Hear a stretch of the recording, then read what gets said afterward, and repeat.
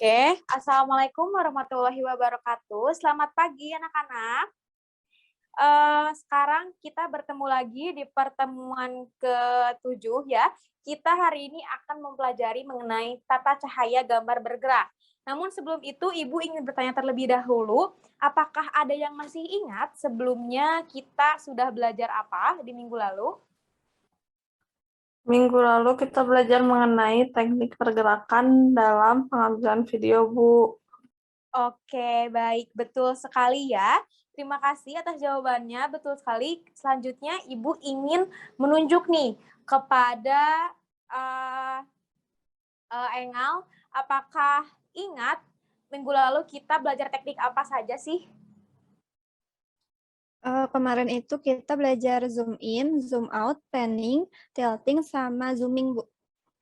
Oke, betul sekali ya. Baik, terima kasih Engal atas jawabannya. Betul sekali ya, minggu lalu kita telah mempelajari mengenai teknik-teknik pergerakan dalam mengambil video, yaitu seperti yang sudah disebutkan Engal tadi, ada zoom in, zoom out, ada panning, tilting, dan juga zooming. Nah, di minggu kali ini kita akan masuk ke dalam materi terbaru ya anak-anak, yaitu tata cahaya gambar bergerak.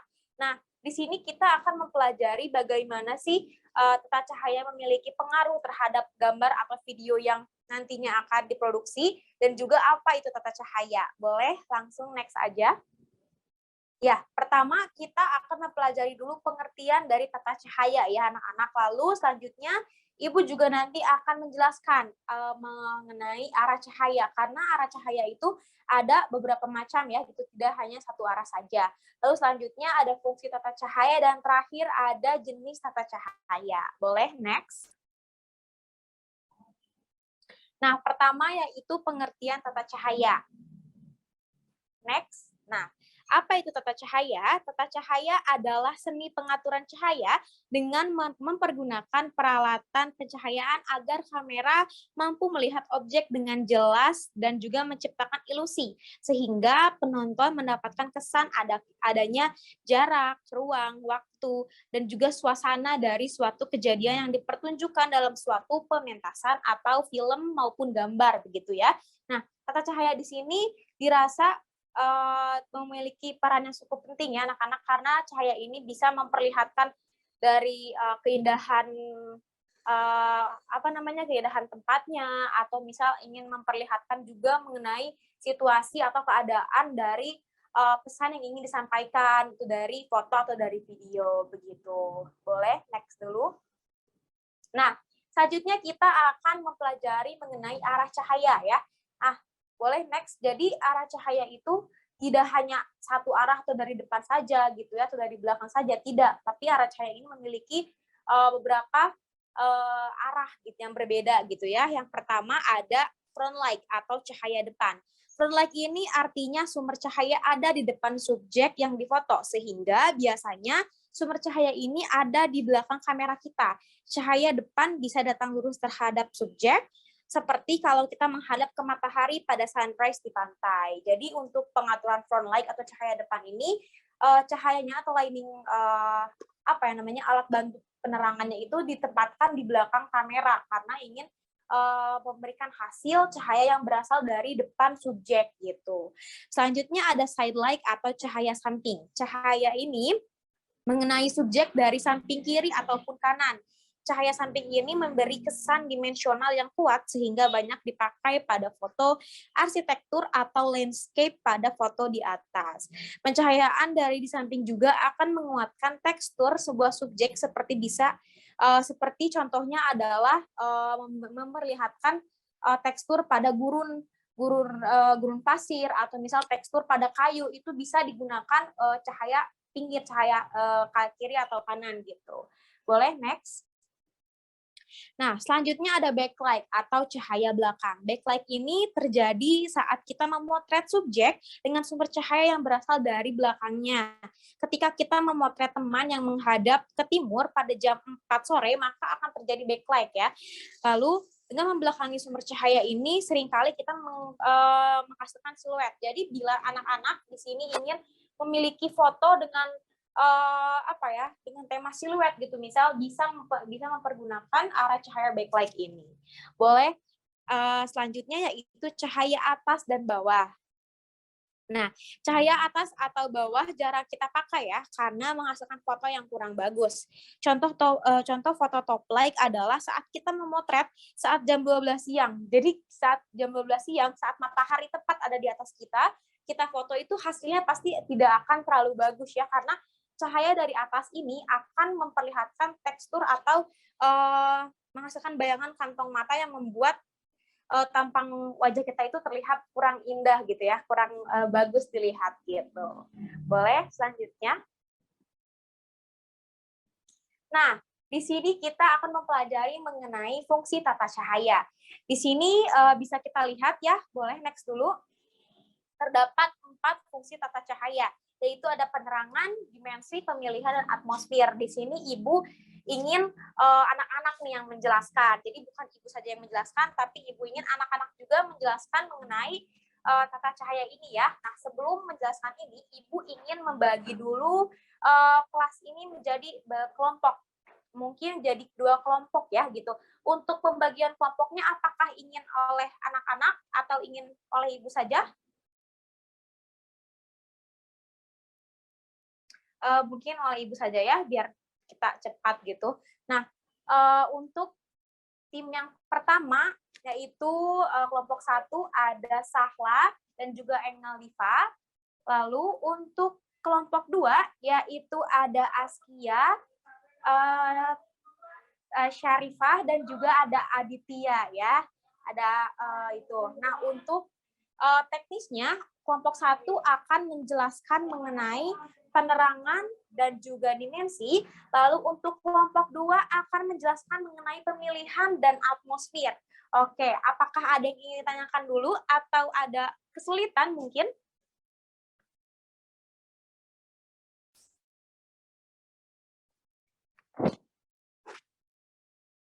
Ibu mau nanya. Iya, boleh. Nanti hasilnya harus pakai PPT nggak ya? Oh iya, untuk hasilnya itu tidak menggunakan PPT ya. Nah, untuk pemilihan kelompoknya tadi Ibu ternyata salah baca ya anak-anak. Jadi untuk kelompok 1 itu terdiri dari kelompok 1 itu terdiri dari Askia dan juga terdiri dari Syarifah. Lalu untuk kelompok 2 itu terdiri dari Sahla, Engel Diva, dan juga Aditya. Oke, sudah paham ya atas kelompoknya? Tadi Ibu salah menyebutkan. Sudah paham? Paham, Bu. Bu. Oke, sudah paham. Mungkin kalau sudah paham, boleh silakan dilanjutkan untuk sesi diskusinya. Nah, untuk diskusinya ini akan Ibu kasih waktu selama 30 menit ya. Nanti ketemu kita jam 2.45. Langsung aja mulai pemaparan presentasinya begitu. Boleh untuk anggota dari kelompok 1 yang akan menjelaskan materi mengenai tata cahaya tadi yang poin A dan B, boleh langsung saja dipresentasikan. Silahkan kepada kelompok 1. Baik, Bu. Perkenalkan, saya Askia dari kelompok 1 akan menjelaskan dulu fungsi tata cahaya sebagai penerangan ya. Jadi, fungsi tata cahaya sebagai penerangan itu lampu memberi penerangan pada pemain dan setiap objek yang ada di lokasi. Istilah penerangan dalam tata cahaya atau panggung itu bukan hanya sekadar memberikan efek terang sehingga bisa dilihat, tetapi juga memberi penerangan bagian tertentu dengan intensitas tertentu. Jadi, tidak semua area memiliki tingkat terang yang sama, tetapi diatur dengan tujuan dan maksud tertentu, sehingga menegaskan pesan yang hendak disampaikan melalui laku aktor. Gitu. Boleh selanjutnya. Selanjutnya, fungsi tata cahaya sebagai dimensi. Dengan tata cahaya atau lampu kedalaman sebuah objek dapat diciptakan. Dimensi dapat diciptakan dengan membagi sisi gelap dan terang atas objek yang disinari, sehingga membantu perspektif tata panggung. Jika semua objek diterangi dengan intensitas yang sama, maka gambar yang akan ditangkap oleh kamera tampak sama. Dengan pengaturan tingkat intensitas serta pemilihan sisi gelap dan terang, maka dimensi objek akan muncul. Itu saja, Bu. Terima kasih. Oke, baik. Terima kasih ya untuk kelompok 1 atas penjelasannya yang sudah sangat detail dan juga jelas gitu ya. Nah, untuk anak-anak yang lain, apakah masih ada yang dibingungkan terhadap penjelasan oleh kelompok 1 atau ingin menambahkan? Cukup, Bu. Tidak ada, Bu. Cukup.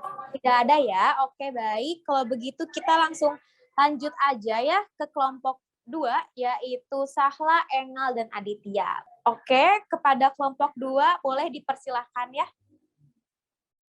Baik, perkenalkan saya Sahla dari kelompok 2. Yang akan saya jelaskan yaitu pertama-tama itu fungsi tata cahaya sebagai pemilihan. Nah, tata cahaya atau lampu dapat dimanfaatkan untuk menentukan objek dan area yang hendak disinari. Pengaturan tata cahaya atau lampu ini tidak hanya berpengaruh bagi perhatian penonton, tetapi juga bagi para aktor serta keindahan tata panggung yang dihadirkan. Seperti itu, boleh dilanjutkan. Ya, selanjutnya untuk fungsi tata cahaya sebagai atmosfer, tata cahaya atau lampu mampu menghadirkan suasana yang dikehendaki oleh lakon. Sejak ditemukannya teknologi, efek lampu dapat diciptakan untuk menirukan cahaya bulan dan matahari pada waktu-waktu tertentu. Misalnya, warna cahaya matahari pagi berbeda dengan siang hari. Boleh selanjutnya? Berikut ini beberapa panduan untuk mengarahkan sumber cahaya. Yang pertama ada minari scene sehingga menghasilkan gambar yang mudah dipahami dan dapat dilihat tanpa menyulitkan mata manusia. Lalu selanjutnya ada memberikan penyinaran yang seimbang dari scene yang satu dengan yang lain, sehingga diperoleh urutan gambar yang sesuai ton warna, yang baik terutama pada wajah artis. Selanjutnya mendukung suasana realistik, baik itu pagi, siang, malam, maupun dramatik, atau sedih, gembira, cemas, takut.